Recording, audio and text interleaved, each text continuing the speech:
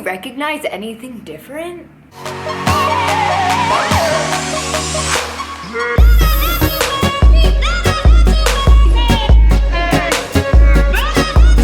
Video that I discussed about, it's going to be describing anxiety and so far my past 2 years with it.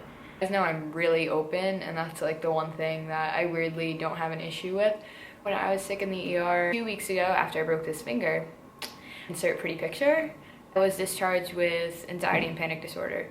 I always known my whole life that I had anxiety. I overreact to a lot of situations. I overthink all the time.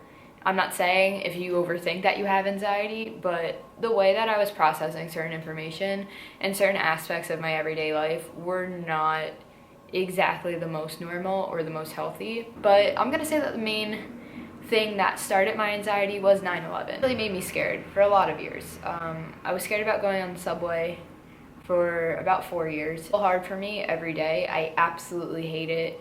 I don't like taking chances. I look at it as myself being cautious, but at the same time I'm limiting my life and the quality of my life to do that, and I shouldn't have to. So that really kicked into full effect again with Paris attacks and stuff like that. Because of that, it changed a lot of things for me. I'm scared about going to certain places, doing certain things. Since I was probably in like the 7th or 8th grade. That's where, well, first off, that's where a lot of like the eating problems started. I started comparing myself to the people around me. I was getting anxious about like the littlest of things, typical like middle school situations. And as the years progressed, high school wasn't that bad. It was more anxiety about friends, about grades. When I was at University of Vermont, so my first college, as a lot of you know, it was anxiety about food, and it was anxiety about food in high school as well. That's where the main like source of my anxiety was a focus on it, and social aspects of that. So going out to eat, panicking if I feel like I messed up, panicking if I missed a workout, panicking this, panicking that. And for a panic attack, you know, they're really scary. I've only had a few. You know, there's one thing between an anxiety attack of like you just need to go somewhere and you just need to breathe and relax and just forget about everything that happened. But with a panic attack, those strike out of nowhere. But I think the most it started coming out was probably this year. I'm gonna say that the worst panic attack I had was actually 3 weeks ago, when I was on the bus to Massachusetts. Hysterically crying, could not breathe, thought I was gonna throw up. I know, like, when I say that, it's gonna sound so generic, but you have to see me in the environment, if that makes sense, to see how I am. Steve has seen me, so I'm sure he can attest to that. With panic attacks, you have a feeling that something's gonna end. You have a feeling that like something evil or bad is just always gonna happen, and that's not the case. It can be the most simplest of situations, but you just overhype it to the point of where you're like, this is gonna happen, I know this is gonna happen, you know, like I have dreams about things and I make like, I don't want to come off crazy, but this is my side of it. And it's not easy when like, you know, you're thinking like this, because you want to like, obviously one wants to go with their gut and like their mind, but like mine's not 100% at all. It's always telling me the opposite. So it's sort of hard for me when dealing with life, because it's like, oh, should I go with this one? Should I go with that one? You know, I don't really know.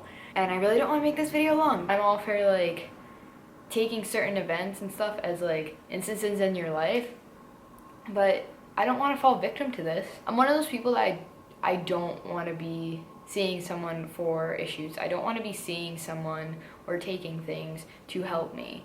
Even though they're going to benefit me, I'd rather do it myself. And you can call that selfish, you can call it whatever you want, but I did therapy as a kid and I absolutely hated it. I was 7 years old then. Yeah, that's much different now. I know it helps, and that's why I have decided that I'm going to.